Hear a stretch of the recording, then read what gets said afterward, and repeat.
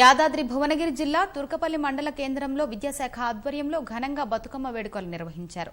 కార్యక్రమంలో డీఈఓ రోహిణి జ్యోతి ప్రజ్వలన చేసి బతుకమ్మ నైవేద్యం అందించి అనంతరం మండల ఉపాధ్యాయులతో కలిసి ఆడిపాడారు.